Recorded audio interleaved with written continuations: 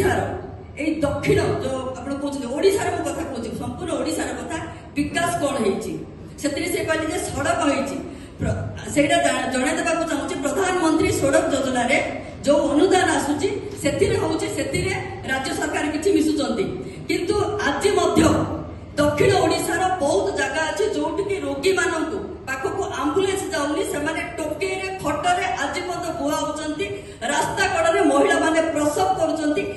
विकास कौन मानचित्र विकास कथा कहले कॉरिडोर कथा कहले रॉक गार्डन कथा कहले सी गोटे साधारण जिनिस मौलिक सुविधा पानी आज खरा दिन में पानी जो डहल विकल चली जो जानेबिला प्रोजेक्ट से करते 2022 मसीह जिते सी तरबर में म्यूनिसिपालिटी इलेक्शन पूर्व इनाग्रेसन करदे आज कौन तार सफल होती लोक निकट आसी पानी पहुंची ता छड़ा दक्षिण ओडिशा रे जो आमर अच्छी प्रधानमंत्री जल जीवन मिशन रु जो टंका आसूची से टंका को हर घर जल रे जो अनुदान आसिला ताकू से वसुधा योजना ना रे नामित कले केवल फड़क लगेले किंतु आज मध्य ग्राम गुड़िक पीवा पानी शुद्ध पीवा पानी पाऊना गोटे जिन आज्ञा आस्का कन्स्टिट्यूएंसी जोटा कि निजे मुख्यमंत्री से लड़ुंट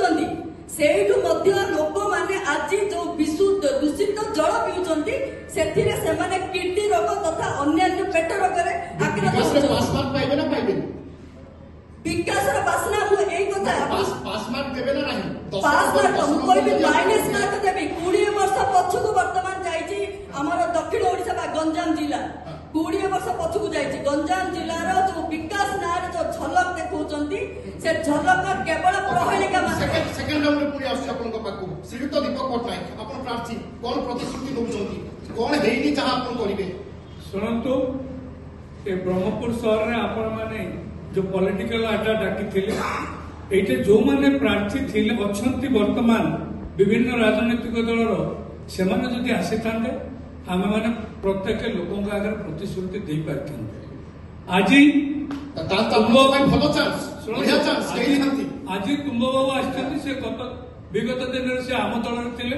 आज अन्य दल विजु जनता दल अच्छा काली पुणी आम दल को आसवे से कौन प्रतिश्रुति देवे से प्रतिश्रुति पानी गार छाड़ू जनसाधारण बस समस्ते जानी कथा कौन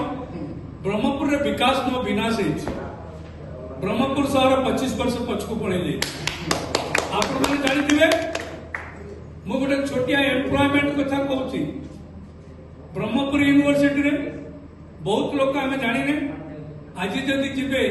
गंजाम जिला कि साउथ ओडिशा कौन लोक को चाकरी मिलूना कारण भाइस चांसलर से चाकरी दौले वर्तमान से चलीगला सरकार पाखक कटक पुरी बालेश्वर अंचल पिला चाकरी कर सिमिलरली आरटीसी जोन रे आरटीसी अपॉइंटमेंट दौले किसी क्लर्क किसी पिला शिक्षित युवक चाकरी पाते आज से चाकरी ना